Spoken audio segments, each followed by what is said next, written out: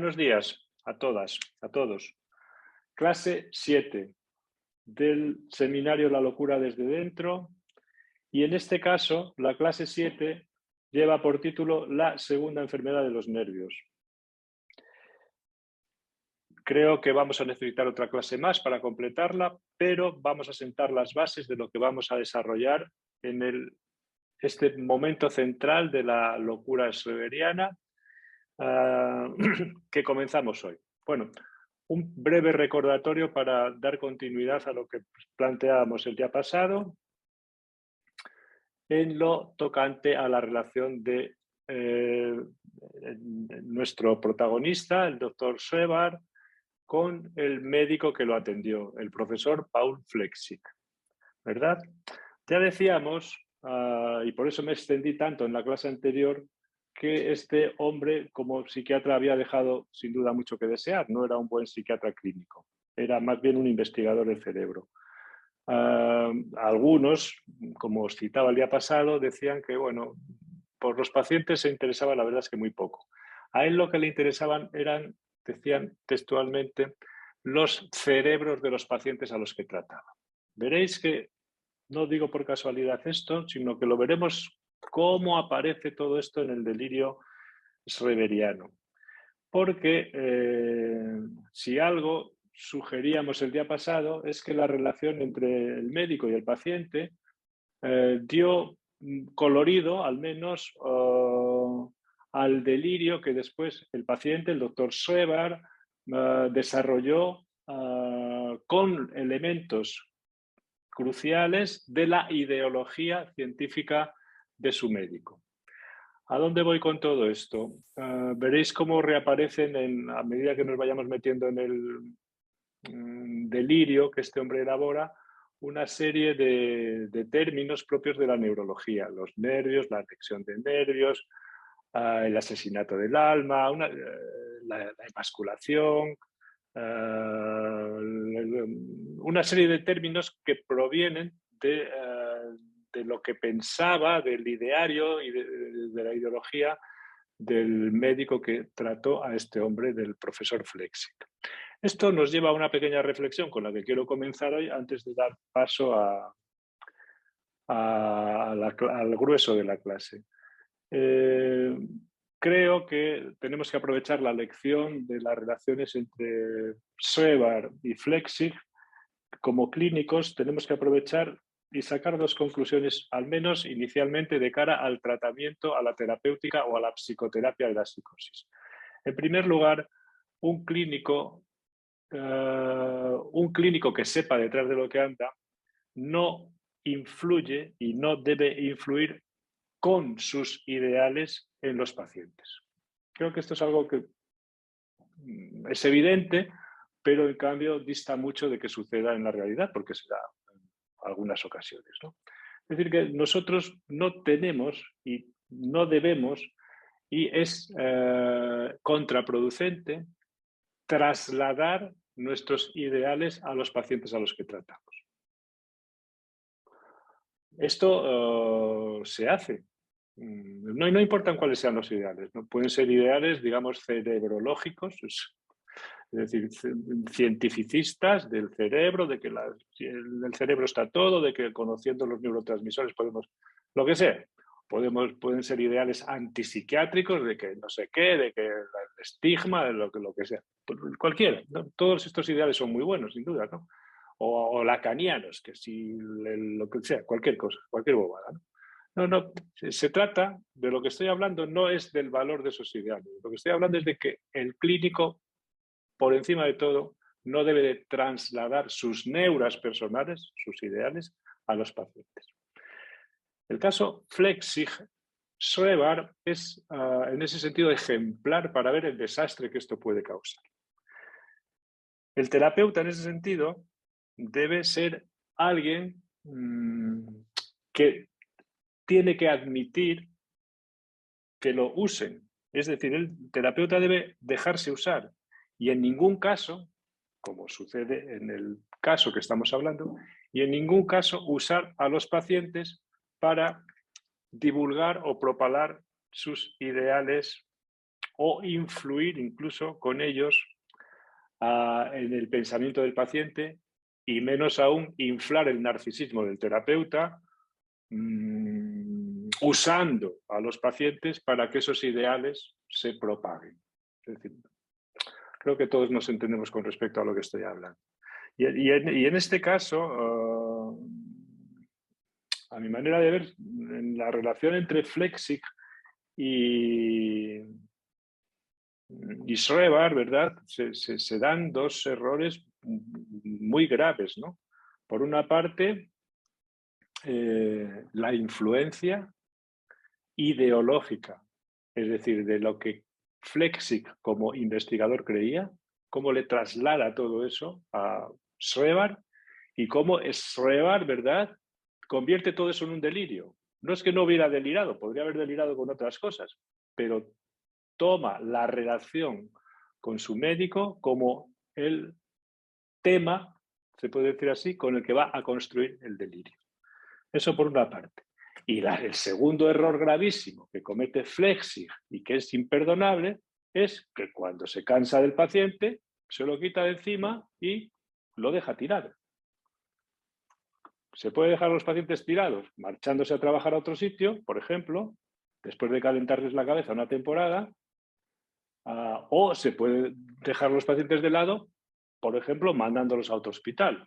En cualquier caso, los pacientes, como dice Schreber, ¿verdad?, quedan tirados, abandonados, quedan dejados de la mano de Dios.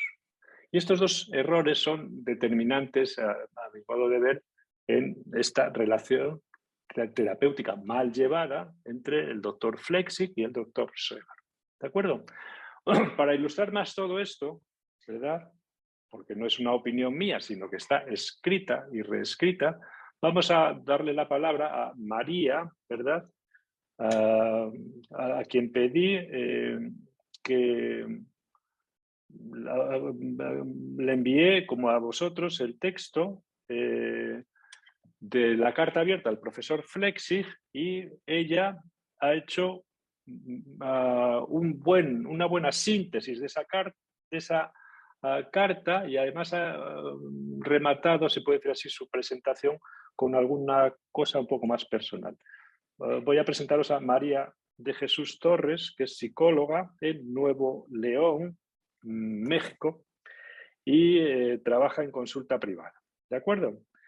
Y es, por supuesto, aprendiz de la otra psiquiatría. Así que le damos la palabra a María para que nos sintetice y comente brevemente la carta abierta al profesor Flechsig, donde todos estos elementos de los que os acabo de hablar, ¿verdad?, ahí los vais a encontrar perfectamente desarrollados, pero además dichos como con palabras gruesas. Por ejemplo, dice Schreber, le escribe: me resulta asimismo incuestionable que el nombre de usted desempeña una función esencial en la evolución genética de los acontecimientos.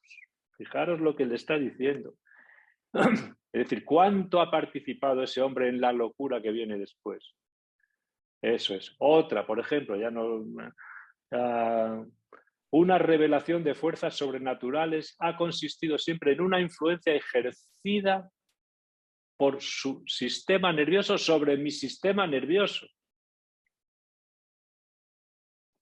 Y en otro momento determinado le reprocha que, cansado de atenderlo y por vistas a que resultaba no podía curarlo, se cansó de él y consideró, dice textualmente, que había llegado el momento de poner fin a esa relación y se lo quitó de encima.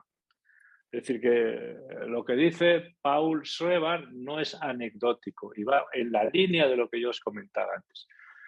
Le damos la palabra, por tanto, a María, ¿verdad?, para que nos explique un poco el texto que le habíamos encargado. Buenos días, María. Buenos días, gracias, José María. Pues le doy Gracias lectura a la carta. Carta abierta al consejero privado, profesor Dr. Flechsig. Muy distinguido señor consejero privado. Me he tomado la libertad de adjuntarle un ejemplar de la obra Sucesos memorables de un enfermo de los nervios, de la que soy autor, con el ruego de que se digne usted a someterla a un benévolo análisis. Como podrá observar, su nombre aparece mencionado en numerosos pasajes del escrito, a veces en contextos que podrían herir sus sentimientos. No albergo la mínima intención de atentar contra su honor, como no albergo, por lo demás, ningún género de resentimiento personal contra nadie. Me resulta incuestionable que el nombre de usted desempeña una función esencial en la evolución genética de los acontecimientos, en cuanto que ciertos nervios tomados de su sistema nervioso se han convertido en alma examinada. Han adquirido un poder sobrenatural en virtud del cual han ejercido durante años y siguen ejerciendo todavía hoy una nociva influencia sobre mí. Al igual que otras personas, también usted se sentirá inclinado en un primer momento a ver únicamente en esta afirmación un simple engendro de mi fantasía de índole patológica. Todavía hoy las voces que me hablan me traen cientos de veces al día el nombre de usted en contextos que se repiten incansablemente, en especial como el causante de aquellos daños, y ello a pesar que para mí han pasado a segundo plano. Hace años vengo meditando cómo poder conciliar estos hechos con el respeto hacia su persona, cuya honestidad y probidad ética no tengo el menor derecho a poner en duda. El primer impulso hacia lo que mis médicos han calificado siempre de simples alucinaciones y que para mí significan un contacto con una revelación de fuerzas sobrenaturales, han consistido siempre en la influencia ejercida por su sistema nervioso sobre mi sistema nervioso, donde podría encontrarse la explicación de tal circunstancia. A cuanto se me alcanza, considero lógico pensar en la posibilidad de que usted haya mantenido con mis nervios, admito de buen grado, que al principio con fines exclusivamente terapéuticos, una relación de tipo hipnótico o sugestivo, o como lo quiera llamar, incluso cuando existía una separación espacial. Al igual que otros muchos médicos, supo usted resistir enteramente la tentación de aprovechar una oportunidad de sumo interés científico, sobrevenida por puro azar, para además y a la vez que perseguir los fines propiamente terapéuticos, convertir a un paciente confiado a sus cuidados en objeto de experimentación científica. Cabría incluso plantearse la pregunta si tal vez todo aquel parloteo de las voces acerca de que alguien había asesinado un alma no deba reducirse en definitiva al hecho de cuando la intervención de una persona sobre el sistema nervioso de otra es de tal índole que mantiene a esta segunda hasta cierto punto prisionera de la fuerza de voluntad de la primera. Por todo ello, distinguido señor consejero, le ruego, casi me atrevería a decirle conjuro, a que declare sin reservas, primero, si durante mi estancia en su clínica mantuvo usted conmigo una relación de tipo hipnótico o de naturaleza parecida de tal modo que haya podido usted ejercer influencia sobre mi sistema nervioso, incluso cuando había distanciamiento espacial. Segundo, si usted de alguna manera fue testigo de un intercambio de voces procedentes de otra parte que insinúe un origen sobrenatural. Y tercero, si durante la etapa de mi permanencia en su establecimiento no recibió usted mismo concretamente en sueños, visiones o impresiones de naturaleza parecida relacionadas con la omnipotencia divina y la libertad humana, con la eviración, que eviración significa perder la condición de varón para transformarse en mujer por medio de origen divino, y la pérdida de bienaventuranza. Al apelar a su interés científico, puedo alimentar la confianza de que tenga usted el coraje de la verdad, incluso aunque se vea obligado a confesar alguna insignificancia que no provocaría entre los entendidos ningún quebranto grave de su reputación y su prestigio.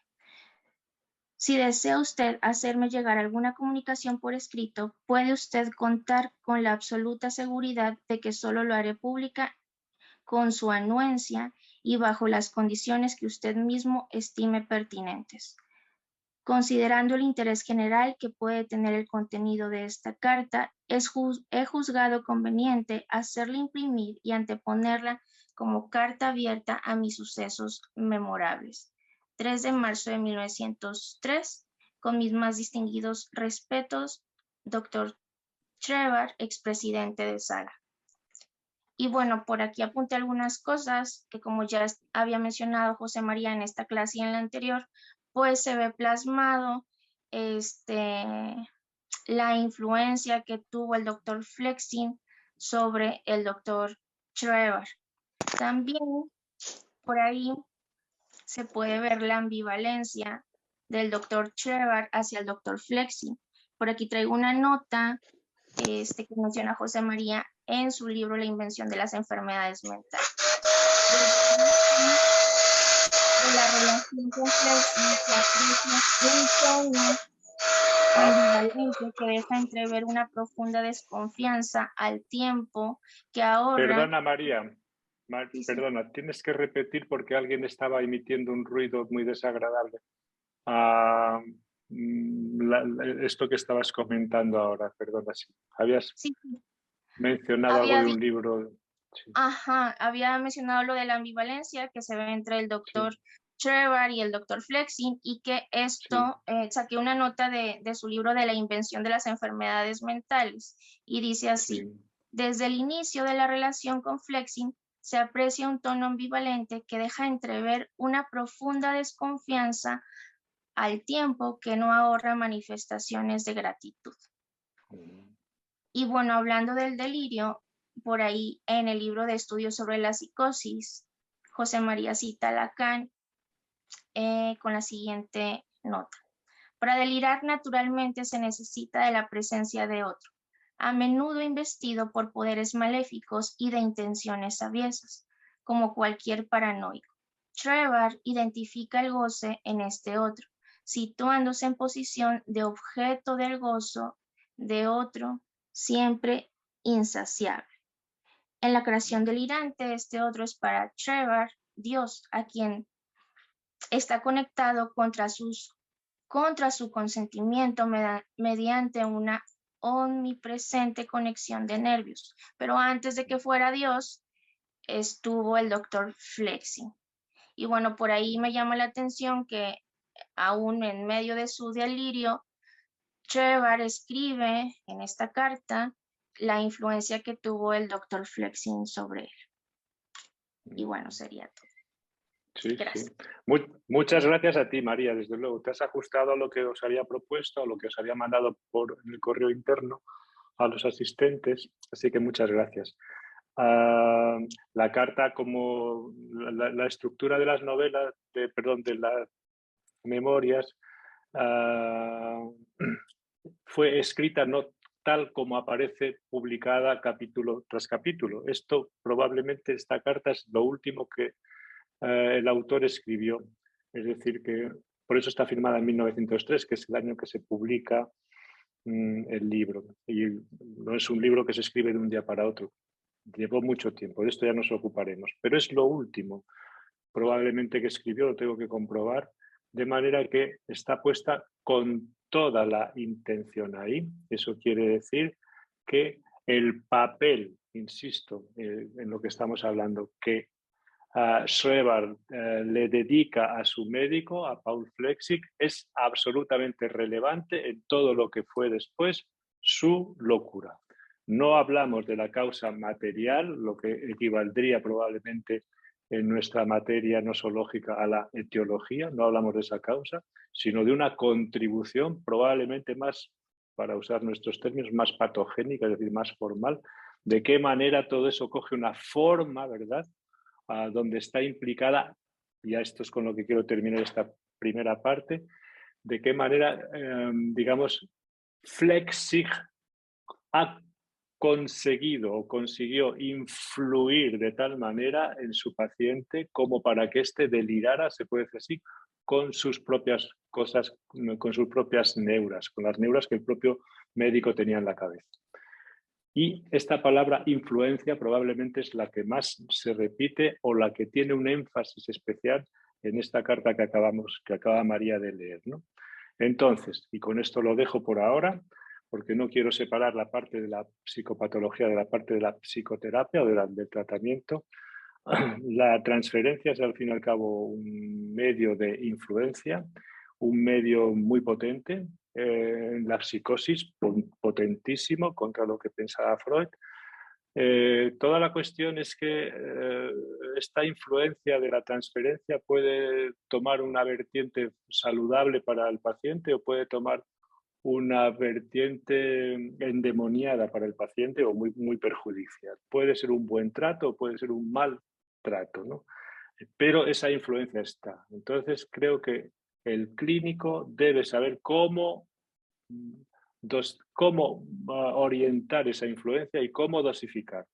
Y lo que sabemos, por lo que estamos leyendo, es que cualquiera que pretenda engrandecer su ego a través de transmitir sus ideas del tipo que sean, que pueden ser muy buenas, a los pacientes, lo único que está haciendo es hundir probablemente a los pacientes en una locura o trasladarles algo de los ideales y hundirlos en una locura que no merecen, que ya tienen bastante con la que tienen.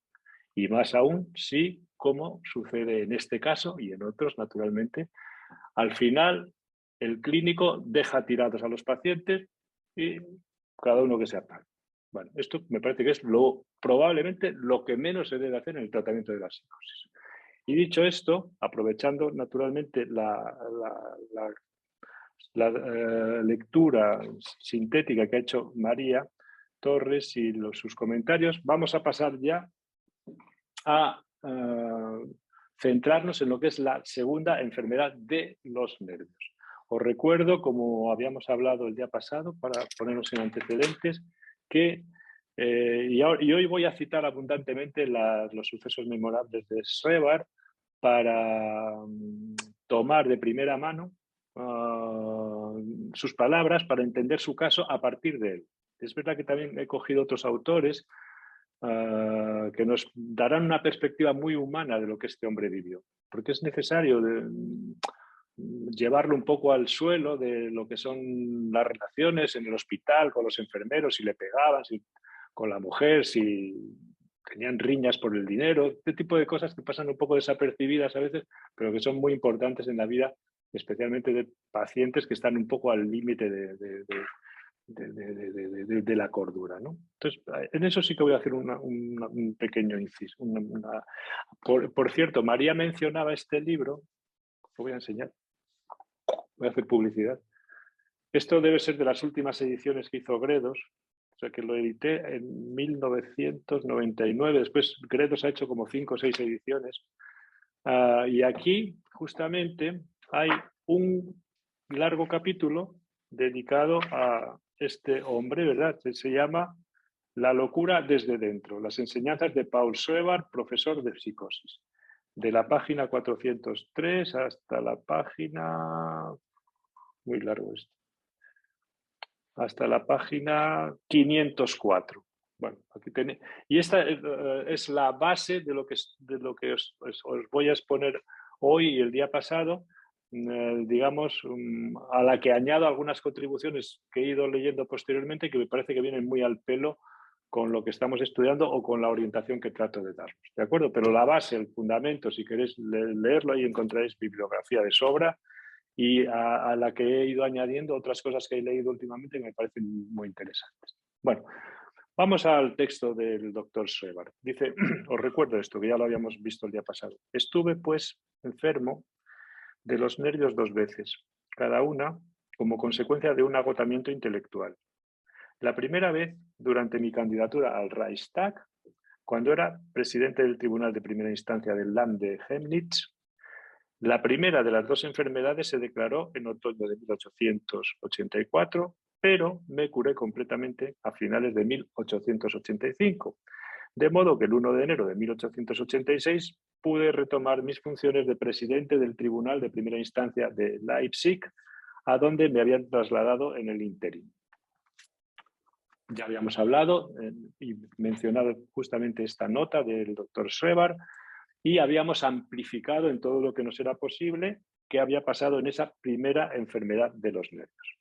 Y también os había recordado algo fundamental que está también en el texto de Schreber, cuando él dice la primera enfermedad de los nervios, dice, evolucionó sin que sobreviniera ningún episodio con implicaciones sobrenaturales.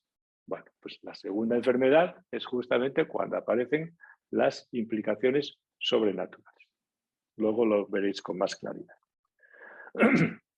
Dice también Schreber en los sucesos memorables que entre la primera y la segunda enfermedad, dice así, dice, pasé con mi esposa 8 años de felicidad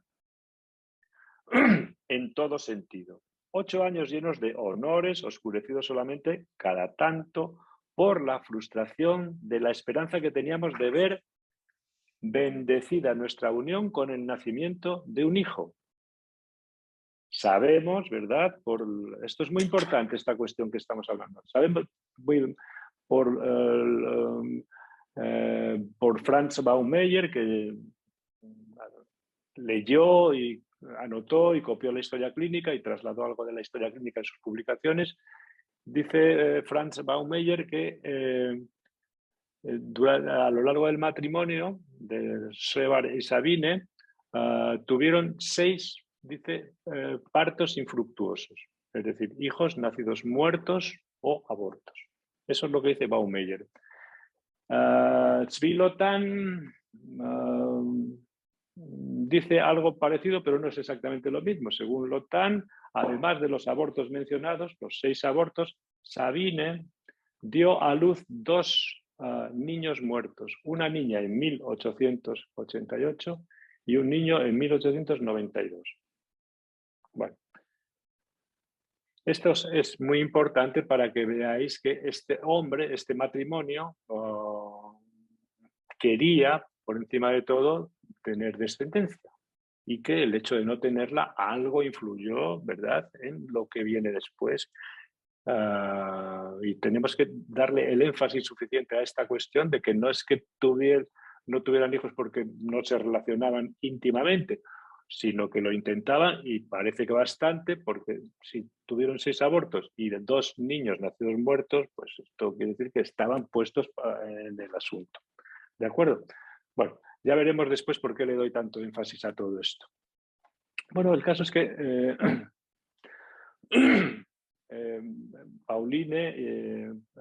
Sabine y Paul vivieron en Leipzig, donde él ejercía al principio como juez, y la carrera profesional de este hombre fue en una progresión, digamos, meteórica.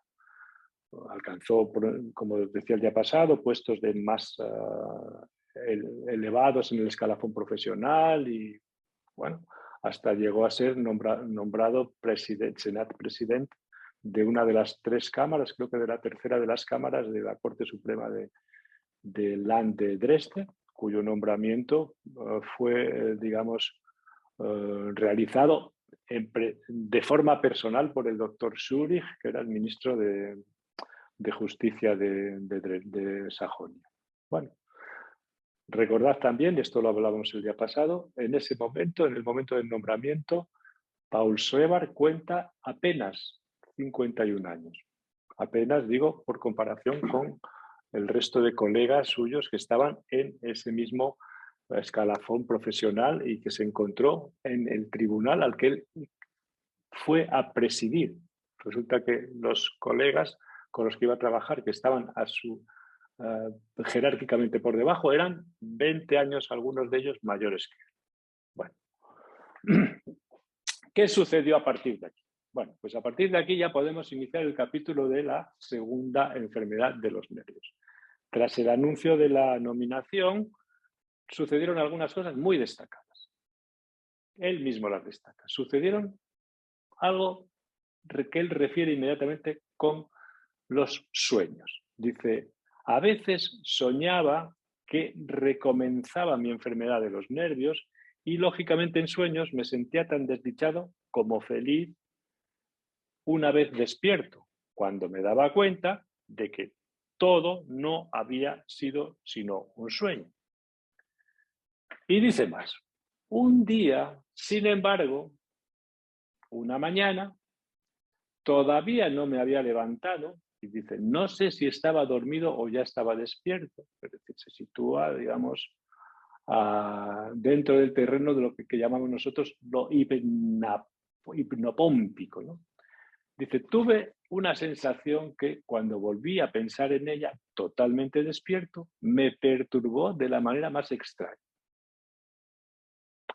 Era la idea, continúa, de que a pesar de todo, sería algo muy hermoso el hecho de ser una mujer en el momento en que es penetrada por un hombre.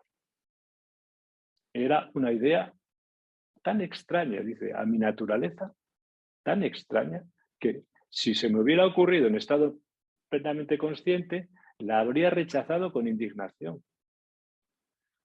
Y añade, claro que teniendo en cuenta las cosas que viví desde ese momento, no puedo descartar la posibilidad de que haya actuado una influencia exterior que me impuso esa representación.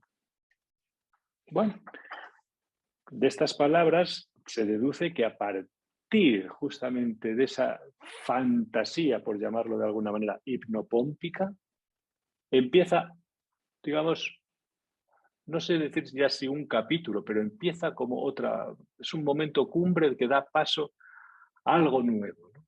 Él lo dice ahí, ¿no? Y él dice también que nada tan contrario a su naturaleza, es decir, que él era un hombre muy circunspecto, con una educación estoica con respecto a los placeres, al sexo. ¿Cómo se le podría haber ocurrido a él una cosa así? Que le daba, digamos, iba tan en contra de su propia naturaleza y de sus propios principios, ¿no?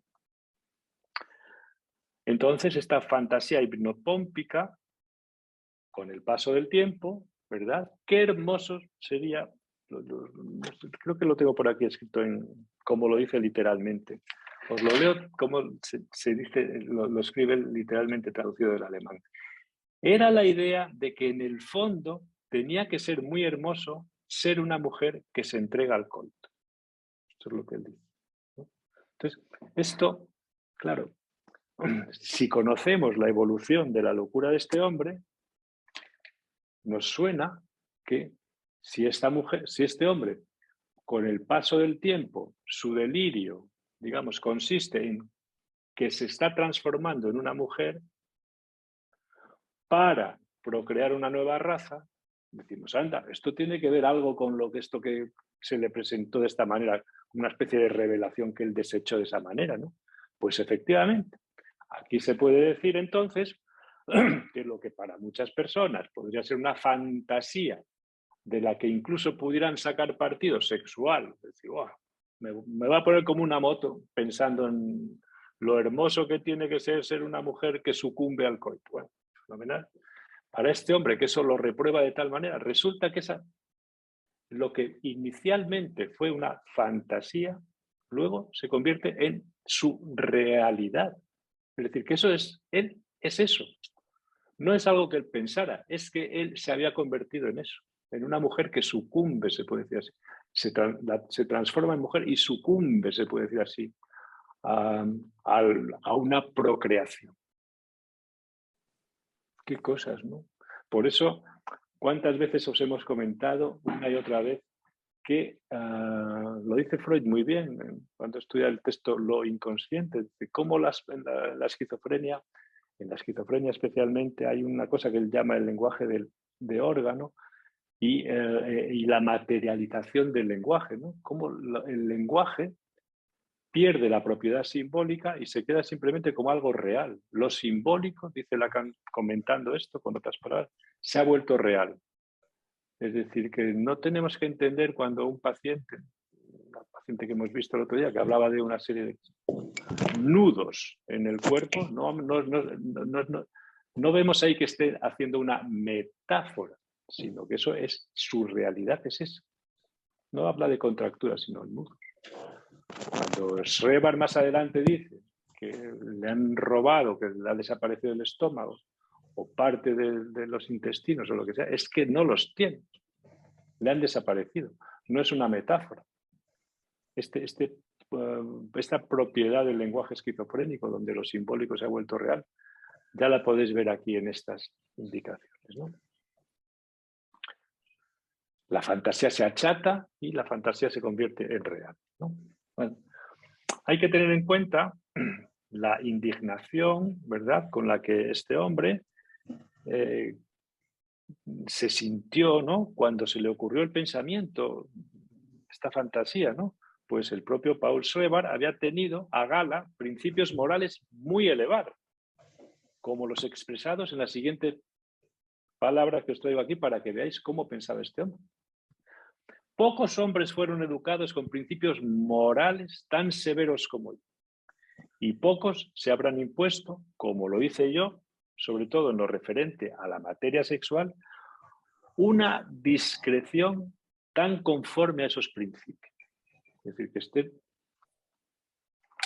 no era un hombre, ni un picha brava, ni un, ¿cómo se dice?, un viejo verde, ni un baboso, ¿no? Que sales a la calle y dices, hay una cantidad de babosos hoy por aquí, joder, pues este era todo lo contrario, ¿no? Y así todo se le ocurre esta cosa, ¿no?, que va tan contra él mismo, ¿no? Bueno, a partir de aquí entonces estamos ya en los pródromos, se puede decir así, de lo que es la segunda crisis, por llamarlo de alguna manera, que es lo que se llamará en su lenguaje la segunda enfermedad de los nervios.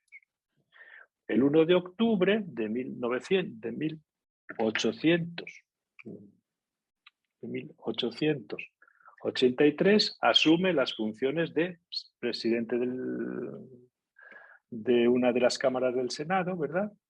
Y inmediatamente, dice, me vi envuelto en un trabajo desbordante. Y a esto hay que añadir, dice, esta tarea era tanto más pesada y me imponía exigencias tanto mayores en la discreción a observar en mis relaciones personales por cuanto los miembros del Consejo, compuesto de 5 jueces, cuya presidencia yo debía asumir, eran casi todos mayores que yo y considerablemente, hasta casi 20 años de diferencia. Además, estaban más familiarizados que yo en ciertos aspectos con tareas prácticas del tribunal, al que yo acababa de llegar. Por esta razón, después de algunas semanas, sentí los síntomas, ya se refiere a algo concreto, los síntomas del agotamiento mental. No continúa diciendo, pero podemos añadir que ya había experimentado justo cuando hice la campaña al Reichstag y acabé completamente extenuado. Bueno,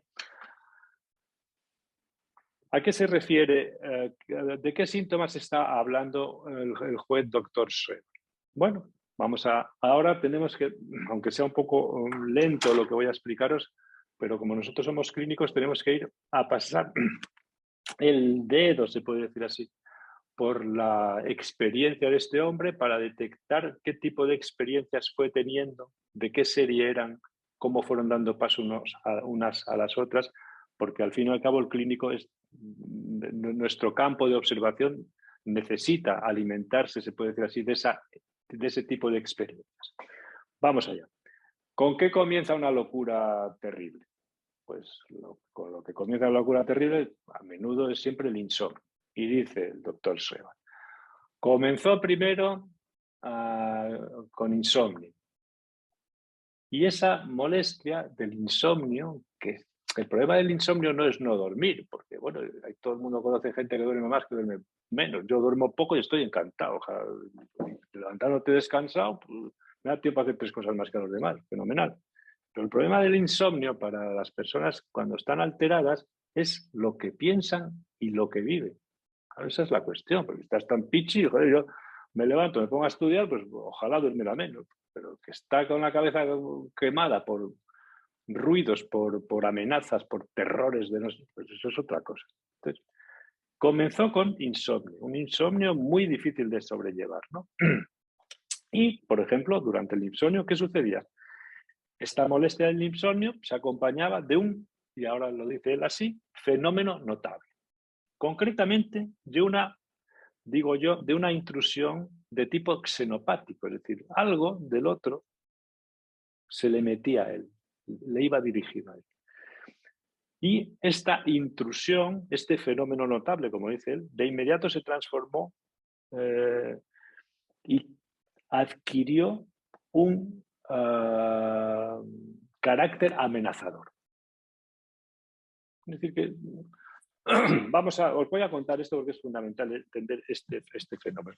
El fenómeno notable al que se ha aludido consistía en que a lo largo de varias noches de insomnio, y ahora cito ya al doctor Schreber, dice, un crujido que se repetía a intervalos más o menos largos, un crujido, se hizo escuchar en la pared de nuestro dormitorio y me despertaba cada vez que estaba a punto de dormir.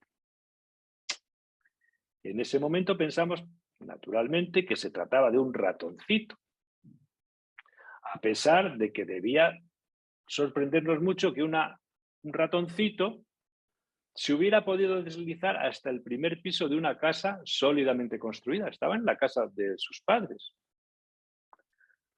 Pero después de haber oído esos ruidos infinitas veces y por seguir escuchándolos actualmente día y noche, me di cuenta de manera indiscutible que era el efecto de milagros divinos. Bueno, esto merece varios comentarios, porque la enseñanza de los sucesos memorables para el aprendizaje de la psicopatología de la locura es fundamental. Tenemos aquí aislado, ¿verdad?, un fenómeno muy curioso. Él lo llama un fenómeno notable. A este fenómeno notable nosotros lo podemos llamar, usando los términos clásicos, los de Neisser y otra serie de autores, lo llamamos un fenómeno elemental, o si queréis, un fenómeno cardinal. ¿Qué es un fenómeno elemental? ¿Qué es un fenómeno cardinal? A mi manera de ver, el fenómeno elemental después ha sido muy estudiado por Lacan, que le interesó mucho todo ese mundo. Justamente le interesó a Lacan porque pensaba que aguzando la observación y la oreja, ¿verdad?, escuchando con atención, un clínico bien entrenado, podía dar cuenta de ciertos fenómenos que te podían anticipar el surgimiento de la psicosis. Pues eso durante tiempo, cuando yo comencé a estudiar estas cosas, estaba en pleno auge. Era un estudio muy delicado, etcétera, etcétera. Se cometían muchos falsos positivos porque a veces se tomaban por fenómenos elementales muchas bocas, ¿no? Pero bueno, eso pasa siempre, que hay más entusiasmo de la cuenta con las cosas. Pero bueno, volvamos un poco a la cuestión del fenómeno elemental. Y aquí tenemos un ejemplo patognomónico, es decir, ejemplar, ¿no? Un ruido, un fenómeno elemental, un ruido. Es decir, fijaros, no estamos hablando de una alucinación en el sentido de una injuria, de una palabra. Él no oye maricón o cualquier cosa, monstruo. No, un ruido. Es decir, que inicialmente, se puede decir así, antes de que la locura coja, se puede decir, esa fuerza y el lenguaje empiece, digamos, a desmoronarse, ¿verdad?, o el otro empiece a hablar, tenemos el ruido. Esto es una cosa, es un fenómeno además muy habitual, ¿no? Hay un ruido. ¿Qué características tiene el ruido? Pues es un ruido, se puede decir así, que no tiene sentido, no tiene significación, no es una palabra que significa algo. La significación se le puede dar, se la podemos dar nosotros, pero no es una palabra. ¿De acuerdo? Es un ruido que curiosamente no está ahí por casualidad, ¿no?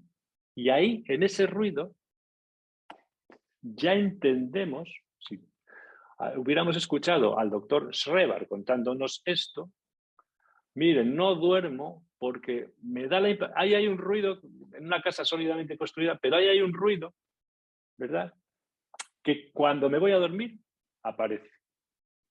Esto ya es un indicativo, ¿verdad?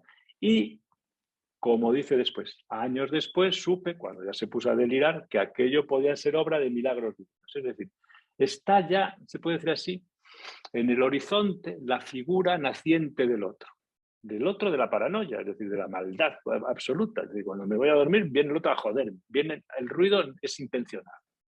El ruido está intencionado, hay alguien malintencionado que está ahí para joder. ¿Qué me dice? No me está llamando cabrón, ¿no? No me dice nada de eso, no es simplemente ruido. Es un significante puro, en el sentido de que no quiere decir nada, si queréis decirlo en estos términos. Sería conforme a lo que Clerambault llama anideico, atemático. Bueno, él le da casi un barniz muy alucinósico más que alucinatorio, pero bueno, sería algo vacío de significación, ¿verdad? Pero donde está detrás la mala intención. Y si hay mala intención, tenemos ya al otro. Es decir, tenemos el campo de la paranoia, de la esquizofrenia paranoide o de la paranoia esquizofrénica. Porque si no apareciera la mala intención, el ruido no puede estar ahí puesto intencionadamente.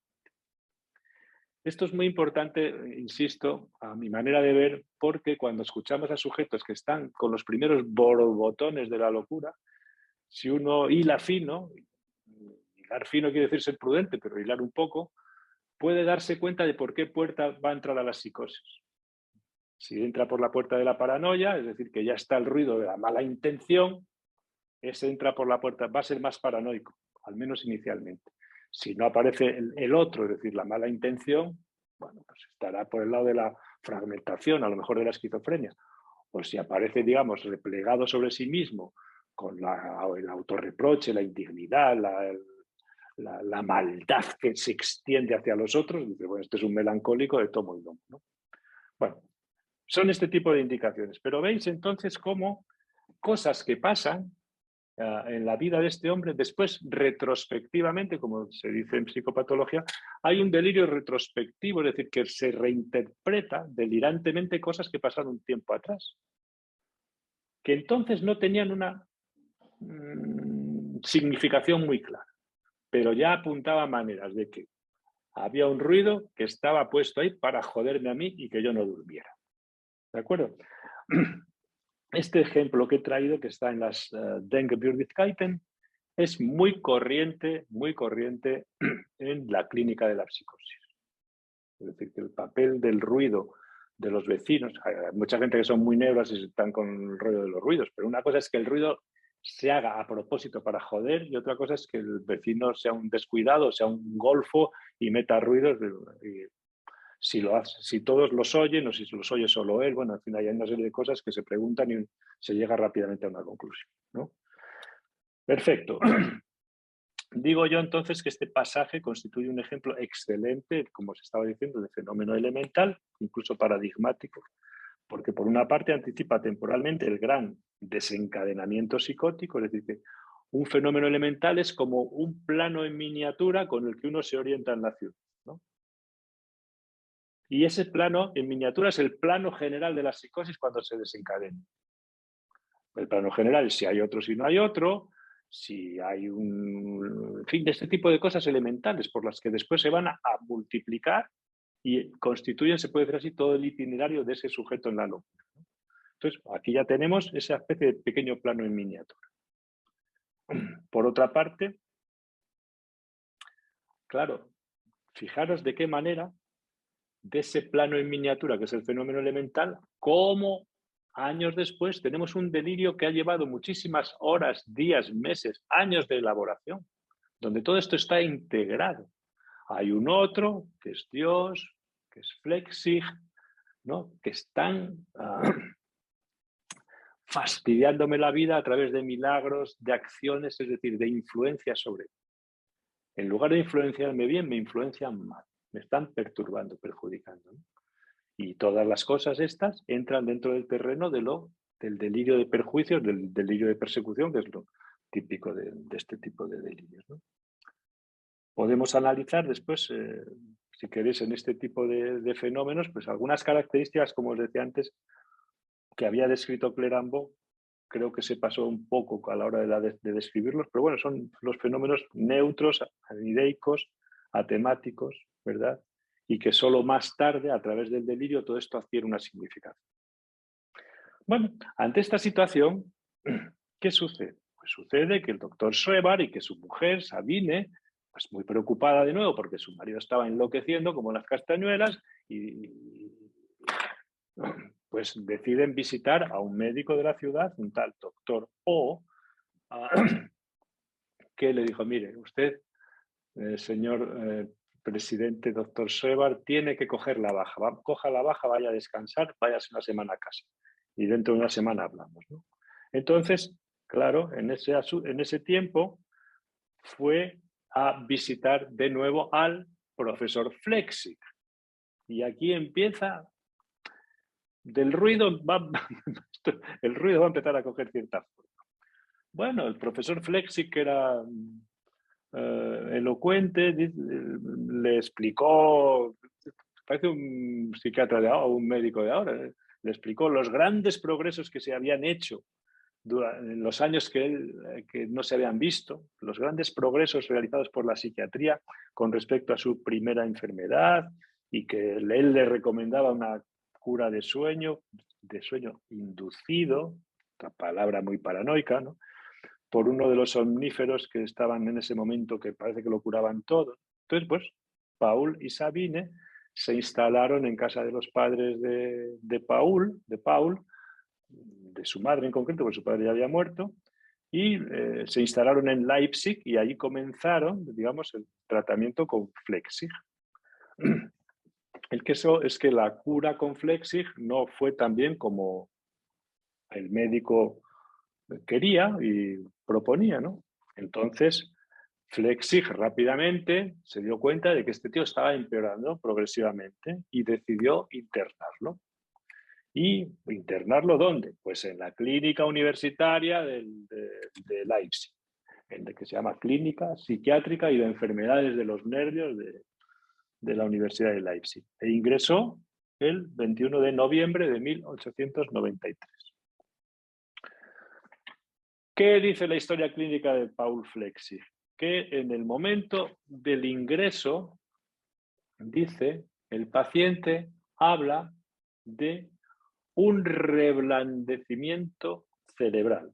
Bueno, reblandecimiento cerebral. Ya tenemos el cuerpo otra vez haciendo ruido inicialmente, ¿no? Reblandecimiento cerebral. Pero bueno, se le podía haber tenido un reblandecimiento pulmonar, no, cerebral. Ya tenemos aquí la cosa del cerebro en primer plano. Ideas de persecución, por ejemplo, habían conseguido volverlo loco, alucinaciones aterradoras y además hiperestesia, que esto es algo también muy, no es patognomónico de la locura, pero es muy frecuente. Hiperestésicos son, por ejemplo, estas personas que son muy movidas y muy, que ahora se les llama trastorno por déficit de atención y hiperactividad, es decir, la gente está que es muy movida, ¿no? Tipo pipi y calzas largas, ¿no? Pues suelen tener una hiperestesia grande en la medida en que son capaces de captar muchos más con sus sentidos, muchos más estímulos que otras personas que van a un régimen de revoluciones mucho menor.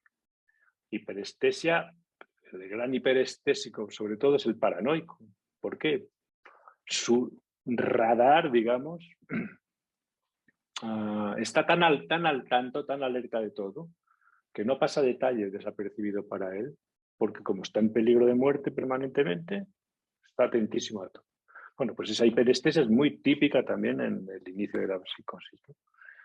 Baumeier, en la historia clínica, señala, y lo leo textualmente, posteriormente, a alucinaciones auditivas y visuales se acrecentaron, las alucinaciones auditivas y visuales se acrecentaron mucho. Y dice, imaginaba estar muerto, en descomposición, ya no se encontraba en condiciones de ser enterrado, estaba enfermo de peste, su pene había sido retorcido y arrancado mediante un instrumento denominado por él sonda de nervio. Sostenía que era una mujer, pero declaraba a menudo que tenía que armarse de una fuerte resistencia contra el amor homosexual de ciertas personas. Sostenía que era una mujer y tenía que contra el amor homosexual. Bueno. Los 4 o 5 días siguientes, Schreber permaneció en la cama, insomne, y ahora lo cito textualmente, la historia clínica dice, en medio de una tristeza infinita y pensando únicamente en matarse. Así es que volvió a intentar ahorcarse con una sábana colgada de la cabecera de la cama. Pero bueno, la mujer que estaba atenta fue para allá y dijo, ¿pero esto qué es, no? Bueno, entonces, este tipo de cosas. Me dominaba, dice el doctor Schreber, me dominaba completamente la idea de que el suicidio era lo único que le quedaba a un hombre que jamás podría recuperar el sueño. Ni siquiera con todos los recursos del arte médico. Es decir, que ya se sentía engañado por Flechsig y que el sueño no lo iba a recuperar. Bueno. En esta ocasión, entonces, bueno, veis que este cuadro de inicio de esta gran psicosis, ¿no? De este reinicio de esta gran psicosis, tiene un poco de todo. Tiene cosas muy melancólicas, esta tristeza infinita, estas cosas que le pasan ahí, que incurable, todas estas cosas muy esquizofrénicas también, ¿no? Y cosas ya con el sello de la paranoia, de la mala intención que está por ahí, ¿no? A veces al inicio de la psicosis se da todo esto un poco así mezclado, en las grandes crisis, ¿no?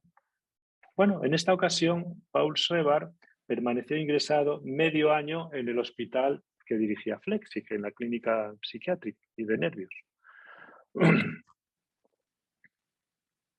Y justamente en ese momento que él ingresa allí, durante esos 6 meses, su médico, el profesor Flechsig, estaba dedicado a escribir, fijaros, el discurso para el rectorado, puesto que había sido nombrado rector y tenía que pronunciar un discurso, que trataba sobre la base corporal, dice, de las enfermedades mal llamadas nerviosas, mal llamadas mentales. Él estaba con el discurso del rectorado sobre las causas corporales o el soporte material de las enfermedades mal llamadas mentales, y este hombre ingresó allí precisamente por algo que tenía que ver con lo que después será la conexión de nervios. Bueno, durante los meses que permaneció ingresado en la clínica del profesor Flechsig, el doctor Schreber recibía regularmente las visitas de su esposa, que estaba en la ciudad, claro. Y entonces, en las memorias leemos lo siguiente: una nueva depresión nerviosa y que marcó un periodo importante de mi vida se produjo alrededor del 15 de febrero de 1894. Unos meses después del ingreso. Aquí sucede algo muy importante. Dice, cuando mi mujer, que hasta ese momento pasaba varias horas por día en la clínica, incluso almorzaba conmigo, emprendió un viaje de 4 días a Berlín, a casa de su padre, para tomarse unos días de descanso que necesitaba sobremanera. Bueno, como veis, estoy poniendo el énfasis en cosas que suceden en la vida de las personas y que las podemos, no vale solo con dar unas explicaciones, que las haremos el último día, que si el nombre del padre, que si no se trata, todo eso está bien. Vamos un poco a la locura desde dentro, es decir, a lo que le pasa a este tipo de personas cuando están en este tipo de situaciones. ¿Y qué le influyó a él? Pues le influyó muchísimo qué pasó para que su mujer dejara de ir a visitarlo. Aquí se produjo algo serio. Luego os explicaré un poquito más detalles porque tenemos detalles de qué pasó, ¿no? Fue a partir de ese momento cuando Paul trató de evitar sus visitas, ¿no?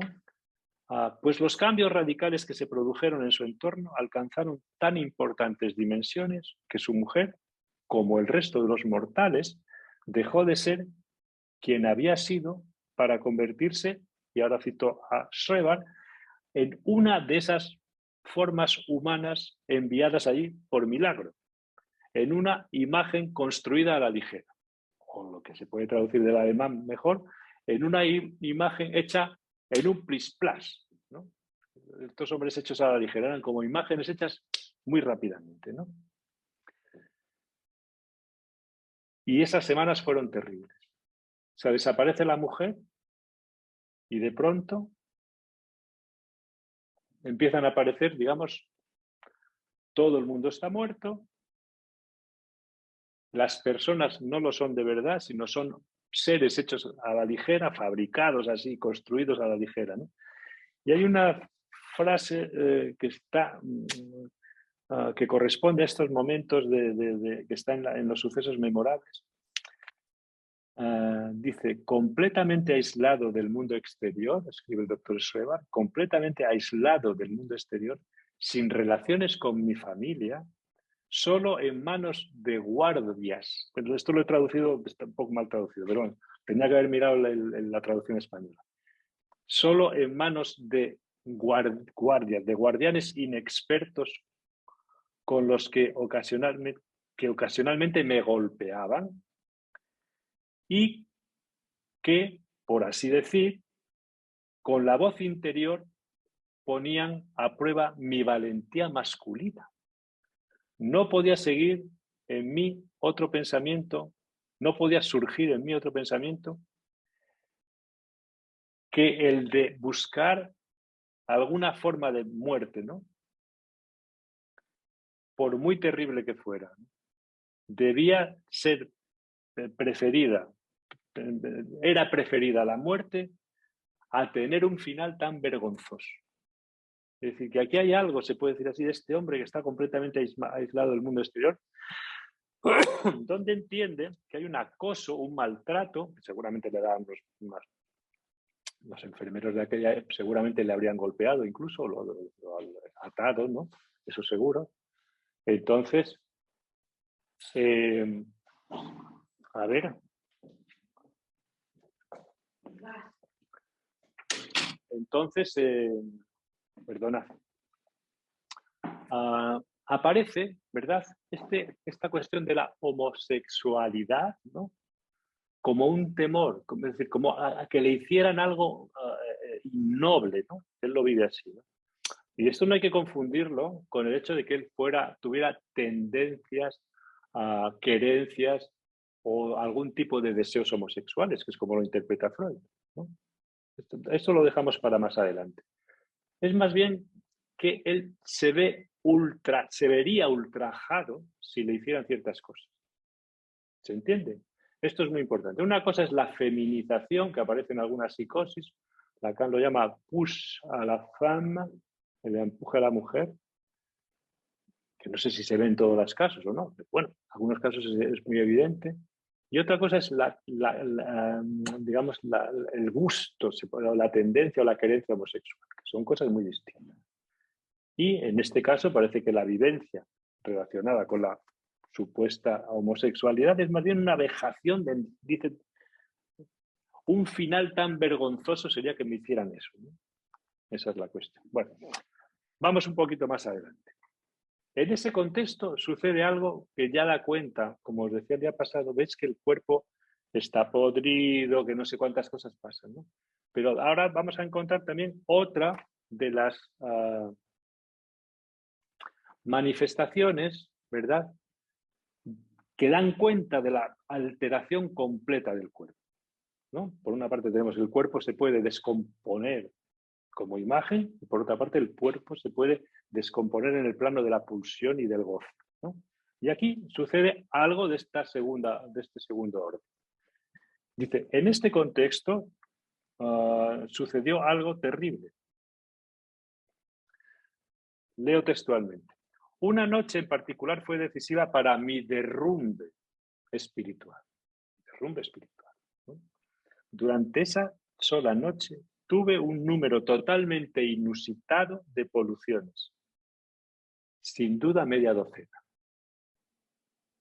Es decir, que un hombre de 50 años, 51 años, de pronto tiene algo que se desgobierna completamente y tiene unas cuantas poluciones, sin duda media docena. Es decir, que la pulsión ahí se ha desatado completamente. ¿No? Es como si se hubiera salido del carril fálico, ¿no?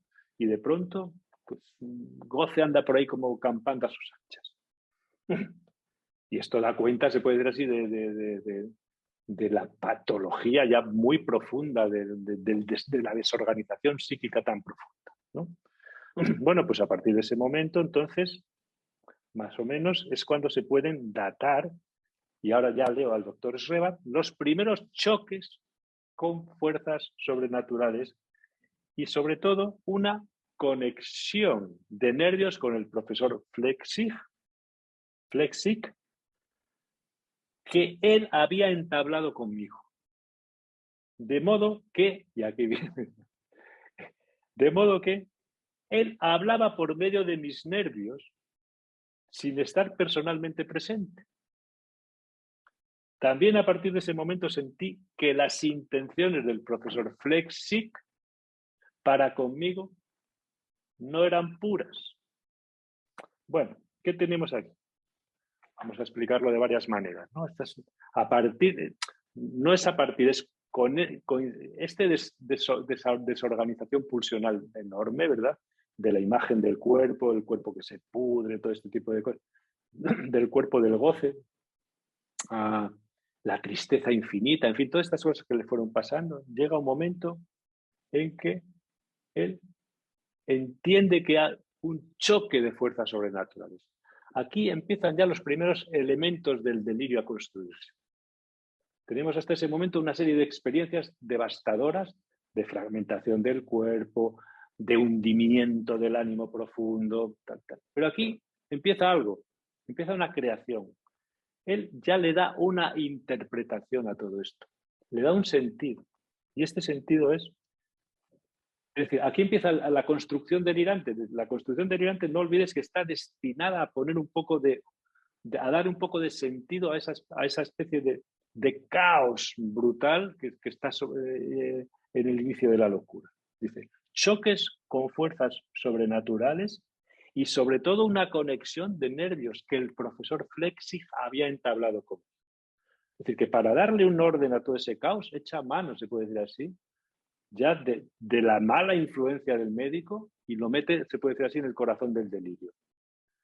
Esto que me pasa, podríamos decir así, tiene que ver con esta conexión de nervios que este hombre ha entablado conmigo. Y como naturalmente estaba alucinado, ¿no? La forma de explicar las alucinaciones es inicialmente que él habla a través de mí mediante sus nervios, porque están conectados. ¿Te entiendes?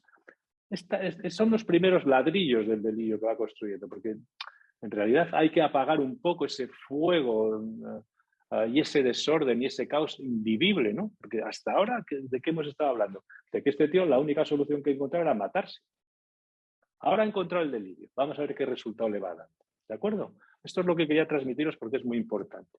Hasta ahora tenía el caos y la única solución, el suicidio. Ahora ha encontrado una explicación donde hay un otro que es un hijo puta, ¿no? Que lo ha tomado a él como su objeto de goce, o como decía antes María Torres al leer como objeto de experimentación científica. Bueno, así es, ¿no? Bueno, ese es el instante donde arranca el delirio, ¿no? A mi manera de ver, ¿no? Ese es el instante en el que arranca la gran edificación del delirio rebeliano, cuyo relato, digamos, la construcción es lo que compone, se puede decir así, el grueso de los hechos dignos de ser recordados de un enfermo de los nervios o sucesos memorables de un enfermo de los nervios. Y ahí está ya en el inicio la conexión nerviosa con Flechsig, la eclosión de las alucinaciones auditivas y el proceso infinito ad cadendas grecas, como se dice, que vete a saber cuándo será, que sucederá algún día, de esa especie de mudanza en mujer.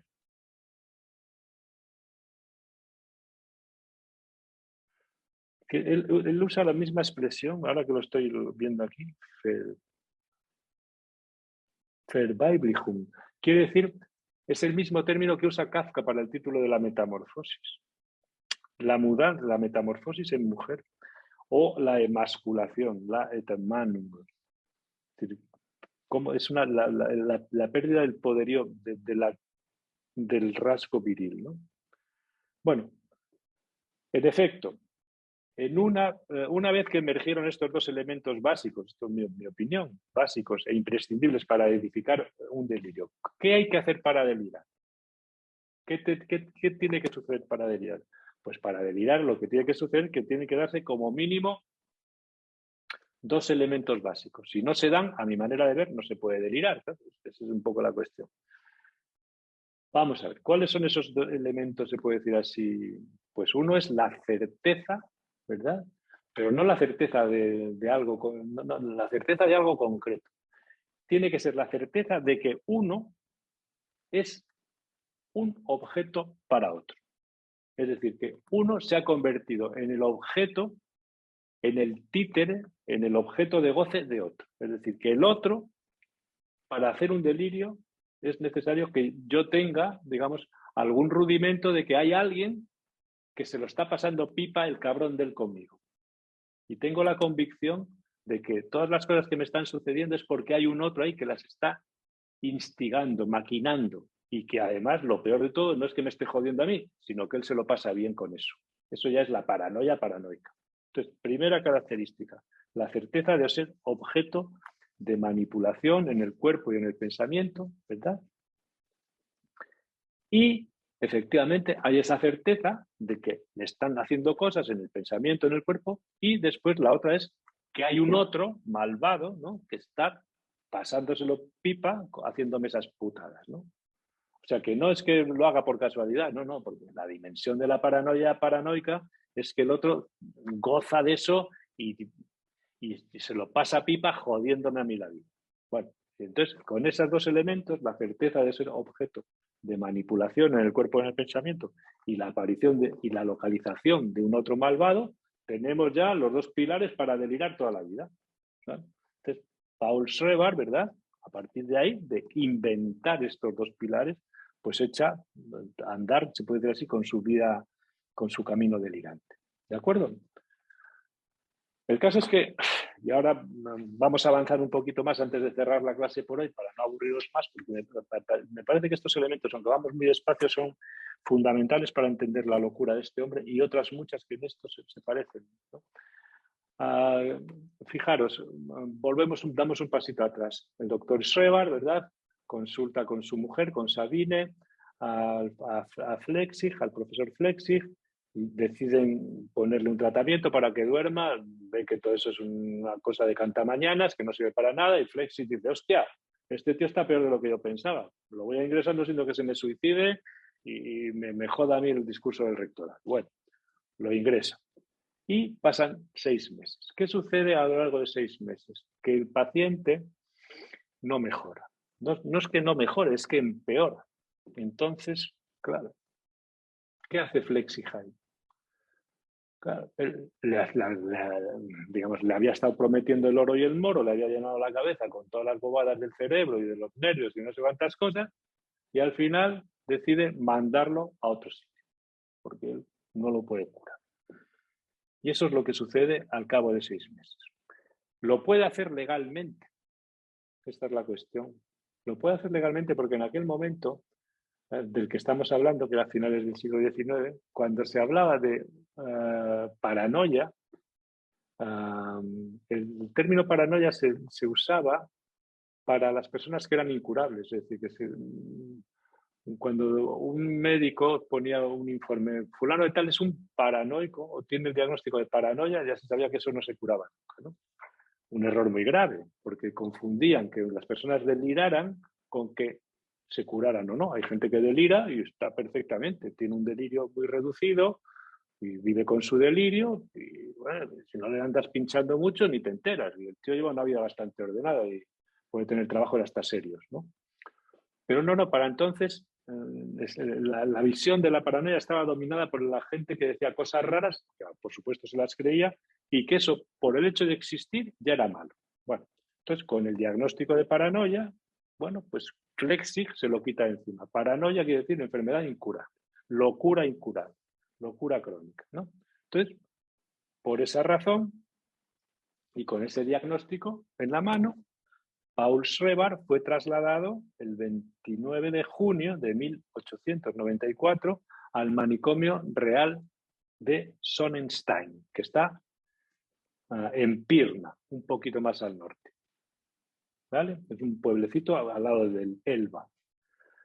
Que había sido es un castillo. Se puede ir, incluso si tenéis, ahora cuando se pueda viajar, si nos dejan un poco los cañones del norte, podéis viajar allí porque el Sonnenstein había sido inicialmente fue hospital en la época que lo dirigió Guido Weber, ¿verdad? Pero luego se convirtió en, cuando llegaron los nazis, cogieron el castillo, es un schloss, un castillo, y lo convirtieron en un centro para gasear y matar a los enfermos mentales y para mucha gente. Llegaban allí, los metían, los gaseaban y después quemaban los cadáveres, los quemaban, claro. Todavía se ve en la bajada del castillo, entre los árboles, como una especie de como de colinas pequeñitas, ¿no? Que bajan hacia el río, que son la materia que quedaba después de quemar a los enfermos y a otra serie de personas que ajusticiaron allí. Es decir, que se convirtió en un centro, se puede decir, de exterminio. Luego ahora me parece que queda un poco también de hospital y sobre todo, por lo que os decía esto, para que si queréis ir a conocerlo, hay una especie de hotel de muy buena calidad, etcétera, etcétera, y allí podéis decir, joder, aquí estuvo el doctor Schreber aullando por la ventana. Bueno, pues invitado está Sonnenstein en Pirna. Bueno, pues allí trasladaron a este hombre cuando aquello era un manicomio donde todos estaban dando voces y... entonces, previamente pasó por otro hospital que no viene al caso, fue pasajero en Lidenhof, en Coswig. Bueno, ¿qué dijo el doctor Schreber cuando le notifica a Flechsig, claro, que se lo va a quitar de encima y lo va a mandar a otro sitio? Claro, porque por una parte Flechsig lo deja tirado, ¿no? Liegen lassen, me ha dejado tirado ahí, ¿no? Como si fuera una colilla, ¿no? Porque claro, podía haber intentado curarlo el tiempo que hubiera hecho falta, pero cuando vio que legalmente podía quitárselo de encima, firma el papel, paranoia y fuera, ¿no? O sea que en el fondo, esta ambivalencia de la que hablábamos antes, por una parte Schreber quiere marchar y por otra parte es la decepción de que el otro lo deja tirado, ¿no? Bueno, en esas estábamos. Entonces, dice, en cuanto supo Schreber que Flechsig, el otro perseguidor, se lo quitaba de encima, se sintió, aparte de decepcionado, pero se sintió enormemente reconfortado. Y escribió una de las frases memorables de las memorias que dice así: por eso, cuando un día, hacia mediados de junio de 1894, se aparecieron al alba 3 guardianes con una valija que contenía mis pocos efectos personales. Imaginaros un juez con una carrera poderosa, metió en un manicomio con celdas, barrotes, camisas de fuerza, cadenas, y 3 gañanes ahí de una sola ceja con una valija que contenía mis pocos efectos personales y me anunciaron que debía presentarme para abandonar la clínica. Ante todo sentí, fijaros la palabra que dice, una liberación de una residencia, sentí como una liberación de una residencia donde me amenazaba un mundo de peligros infinitos. A ver, el doctor Schreber escribe muy bien, ya lo habéis dicho incluso Carmen, que es catedrática de literatura, pero fijaros cómo dice, de un mundo de peligros infinitos. ¿En qué mundo estaba viviendo este hombre? ¿No? Y qué liberaciones que le digan, venga, fuera. Por una parte es una decepción, el otro lo deja caer, ¿no? Pero por otra parte es una liberación inmensa, ¿no? Y dice, el objeto del viaje me resultaba indiferente. El único sentimiento que tenía era que en ningún lugar del mundo podía estar peor que en la clínica de Flechsig. Se pueden decir muchas más palabras, pero las justas y con este énfasis me parece que quedan claras.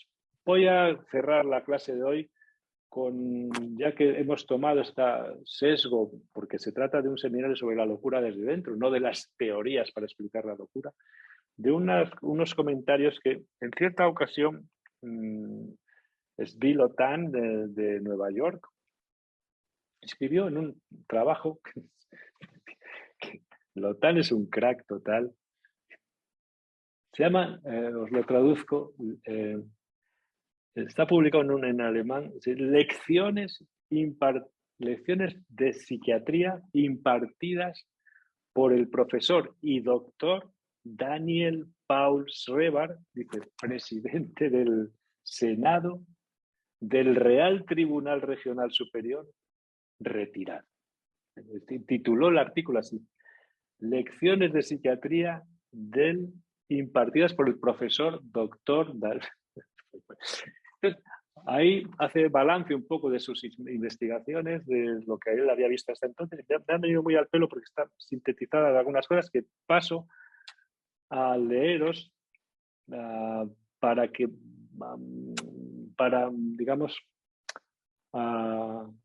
afianzar más la dimensión personal y lo que es el drama humano de un tío que está metido en un manicomio, que la mujer de pronto no quiere saber de él, que parece que le quieren tocar la pasta. Bueno, pues este tipo de cosas que pasan y que no hay que llevarlo, hay que tenerlas en cuenta para dar las explicaciones oportunas, y que no solo explicaciones gloriosas viven las teorías, también de este tipo de cosas.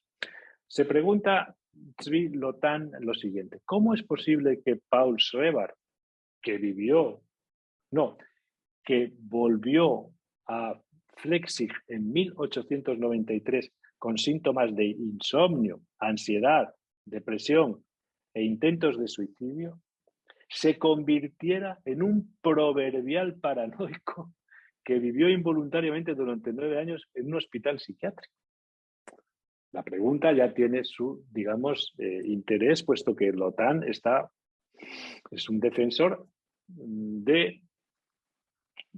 su tesis es que si lo hubieran tratado bien en esta época y lo hubieran tratado psicoterapéuticamente, dice él, este hombre no hubiera tenido que enloquecer de paranoia, ¿no? Entonces, digamos, tal como está planteada la pregunta, os la repito: ¿cómo es posible que Paul Schreber, que volvió a ver a Flechsig en 1893 con síntomas de insomnio, ansiedad, depresión e intentos de suicidio, se convirtiera en un paranoico proverbial que vivió involuntariamente durante 9 años en un hospital psiquiátrico en Sonnenstein?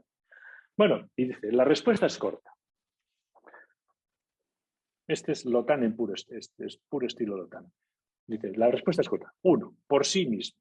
2, por sus psiquiatras y sus jueces. Y, finalmente, por su esposa. Vamos a ver lo que quiere decirnos Lotan con esto. Y os lo leo para no alargarme más de la cuenta. En lo tocante a Flechsig, Lotan considera la enorme desconfianza surgida entre Schreber y Flechsig, y que esa desconfianza se intensificó hasta el punto en que el médico se convirtió en perseguidor. Y eso condujo al delirio del asesinato del alma. El próximo día nos ocuparemos de esto. De manera que, en opinión de Lotan, la experiencia del asesinato del alma no fue parte fundamental de la enfermedad de Schreber, sino una reacción a la forma en que fue tratado. Efecto, dice así con estas palabras, lo leo textual, efecto iatrogénico de la ineficacia del tratamiento y del maltrato brutal por parte de los guardianes. Es decir, que todo lo del asesinato del alma, que es el corazón del delirio de Schreber, ¿verdad? La anexión de nervios y después el asesinato del alma, todo eso deriva, digamos, es un efecto iatrogénico, es decir, es algo que ha sucedido a consecuencia del mal tratamiento, no solamente farmacomédico, ¿no? Sino del mal tratamiento en general, psíquico, etcétera, y de la brutalidad también de los guardianes, ¿no? Y que en vista de esto surge como da la impresión de que Schreber tiene que recurrir a todo eso. Bueno, esta tesis es una tesis muy potente, hay que discutirla, por supuesto, etcétera, etcétera. Lo que no creo que para discutir, porque ahí estaremos todos de acuerdo, es en la malísima influencia que Flechsig ocasionó y causó en Schreber. Y que esa influencia está claro que le dio colorido al delirio. Sin un Flechsig por allí, ¿qué hubiera pasado? Pues no lo sabemos. Pero no podemos decir que Flechsig es la causa de la locura la locura ya la traía de casa, ¿no? Bueno, entonces, y a modo de resumen de la tesis de Lotan, lo voy a citar textualmente para abreviar, digo, Schreber acusó a Flechsig de haberle dejado tirado, digan lassen, de dejarlo caer, ¿no? De dejarlo tirado, ¿no? De haberle aplicado normas según las cuales un paciente solo podía permanecer en un hospital universitario durante 6 meses en lugar de utilizar su poder como director para mantenerlo hasta que quisiera, es decir, hasta que mejorara, ¿no? Es decir, que más bien es lo que yo os decía antes. Flechsig aprovecha la normativa para decir 6 meses, paranoia, fuera. Además, poco antes del final de los 6 meses, Schreber y su esposa tuvieron una disputa por dinero.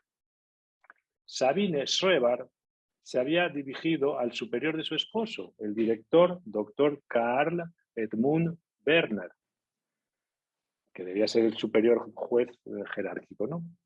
Quien le aconsejó que promovieran la incapacidad legal. Ella le consulta y el director del tribunal o quien fuera le dice, no, no, no, lo mejor es que solicite usted la incapacidad legal, es decir, que hay que incapacitarle, cosa que ocurrió en 1895. Claro, en aquel momento la firma de, no sé cómo funcionaba. Ahora, si quieres incapacitar a alguien, tienes que afinar. De hecho, la tendencia es a no incapacitar, claro. Bueno, eso supuso un peligro en 2 aspectos. En primer lugar, porque Guido Weber presentó un segundo informe psiquiátrico, que era experto de los tribunales, al Ministerio de Justicia el 7 de noviembre de 1895, y el informe de Weber se apoya en el diagnóstico de locura alucinatoria. No es lo mismo que paranoia, pero bueno, locura alucinatoria es un término alemán que es Wahnsinn, la locura de los sentidos. Cuando una persona estaba loca y alucinaba un poco más de la cuenta, decían que tenían, así como los franceses decían que tenían una psicosis alucinatoria crónica, los alemanes, que para esto son más, cogen palabras de la calle y las... Tenía una especie de Wahn, de delirio, sin de los sentidos. O simplemente decían que era un verrückter, un loco. Y tenía Verrücktheit, que estaba loco, que tenía locura. Punto.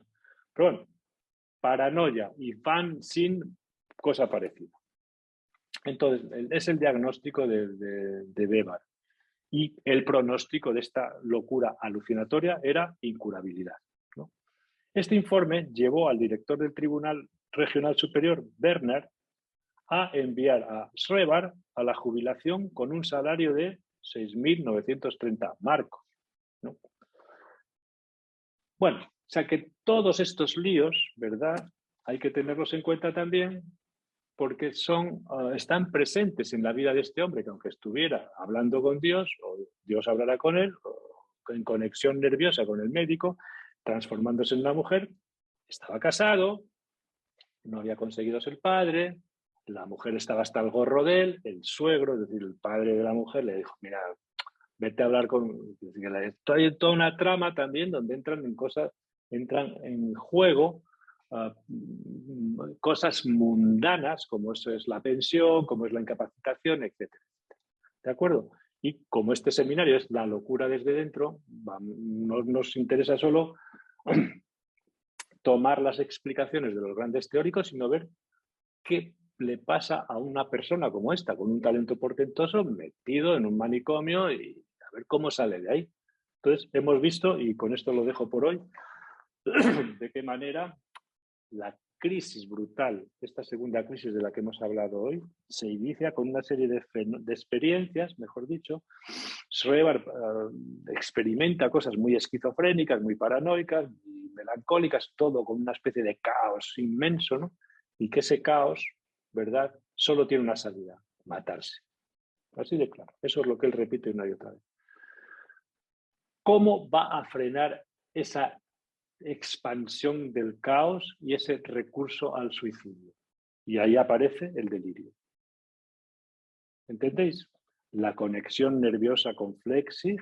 Flechsig ha unido sus nervios a Schreber, ya que él es un experto en nervios, ha unido sus nervios a Schreber y habla a través de ellos a distancia en él. Bueno. El hecho de poder delirar es poder manejar un poco la situación. No es que el cuerpo se desmadre, se descomponga, es que yo puedo hacer algo con todo eso. ¿Por qué?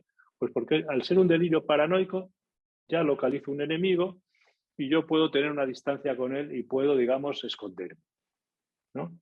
Por eso, cuando el doctor Schreber es puesto de patitas en la calle, trasladado al manicomio real, dice: ¡qué liberación! Dice: nunca me dieron una noticia tan buena como esta, porque por lo menos a este cabrón ya no lo vuelvo a ver en una temporada. La anexión, la conexión nerviosa seguía, porque cuando estaba en Sonnenstein se pasaba las noches gritando pequeño Flechsig, ¿no? O sea que ahí hay algo, digamos, que se hizo mal desde el principio.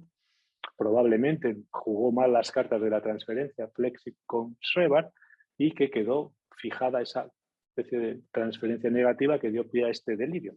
Podía haber sido el delirio por otro lado y si Flechsig hubiera jugado mejor sus cartas, pero probablemente hubiera sido algo más llevadero. Bueno, esto es lo que quería deciros por hoy.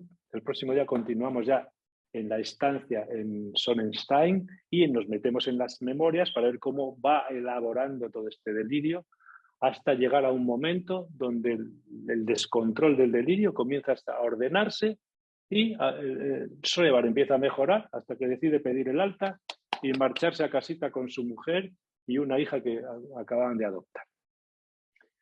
¿Alguna pregunta? Puesto que hoy no tenemos, creo, supervisión, podemos responder alguna pregunta breve y que no sea muy difícil y yo me tomo unos días de descanso hasta el lunes.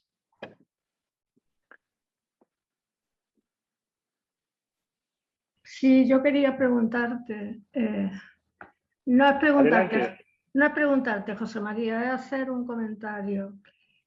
Cuando yo me leí los folios que nos mandaste para este caso, yo noté que yo noté ya ese empuje a la mujer que quizás se integre dentro de la ambigüedad que ha comentado María Torres.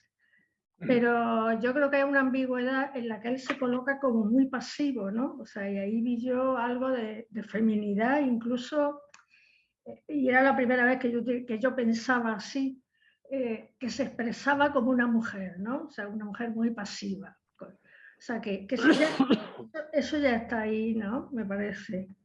Y luego sí, el texto, Carmen, en el texto está la feminidad ya, la feminidad ya, ¿no? Ese texto está escrito muchos años después de lo que hemos hablado hoy.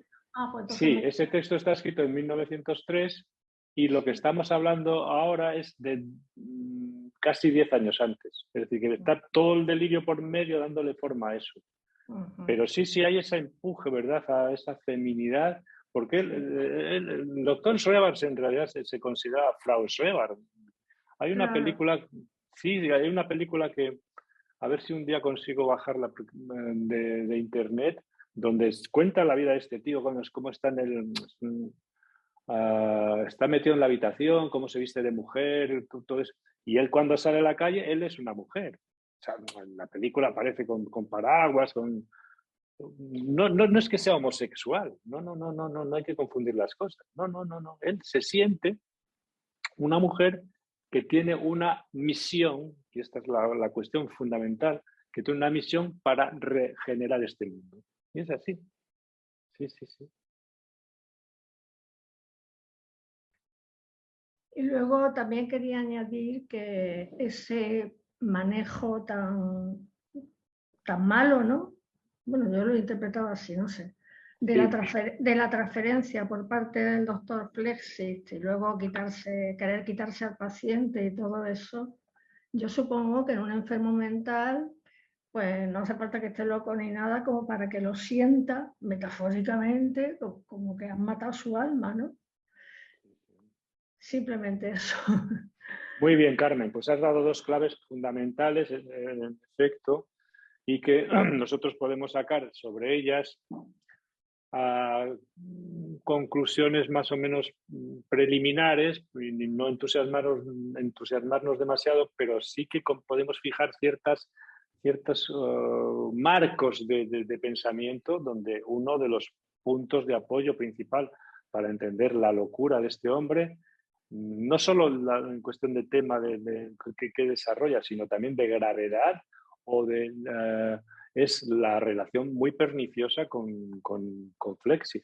Claro. Sí, muy perniciosa. Por esos dos motivos de los que hablábamos al principio. Primero, porque le llena la cabeza de bobadas, de sus cosas, ¿no? Con el cerebro, los nervios y todo este tipo de historias, y luego se lo quita de encima. O sea, pero eso es una negligencia profesional tremenda. Lamentablemente, estas cosas las vemos a veces también nosotros, ¿no? Pero es echar al desguace, se puede decir, hacia una persona. Sí, porque no le da nada, ¿no? O sea, Flexit no le da nada a Schreber. Lo dice perfectamente. Eso es durísimo, eso es durísimo. Claro. Sí. Lo dice en la carta que ha leído, la carta al consejero privado, doctor Flexit, lo que le leyó María, dice, él se interesaba por el cerebro, ¿no? O sea, no sé cómo no recuerdo, se interesaba no por los enfermos, sino por son unas palabras muy como científico, dice. Por su interés científico. Por su interés científico, sí. Sí, exactamente. Sí. Bueno, muy interesante este personaje. ¿Verdad? Sí, muy interesante, interesantísimo. Y también esa confluencia de su vida profesional e intelectual tan elevada con ese estado, es que confluyen muchas cosas en él, ¿no? Sí. Ya está, felices días. Muy bien, Carmen. Feliz día de tu santo, ¿no? Que creo que el nombre de todos, ¿no? Es el sábado, ¿no? Sí, el domingo, creo, el sábado o domingo, sí. Bueno, pues ya. Sí. Lo celebraré a vuestra salud, sí. Bueno. Un placer. Andrés, ¿estás por ahí? Que te oigamos la voz. Anda, saluda. Hola. ¿Estás en Piñor con Chus Gómez? Ahora mismo estoy en Vigo, que dentro de un rato estoy con Carreño. Ah, vale. Pues nada. Era por si estaba Chus para saludarla. Bueno, contaremos contigo más adelante, ¿vale? Para que nos eches una mano con alguno de los textos, ¿de acuerdo? Perfecto. Un abrazo para todos.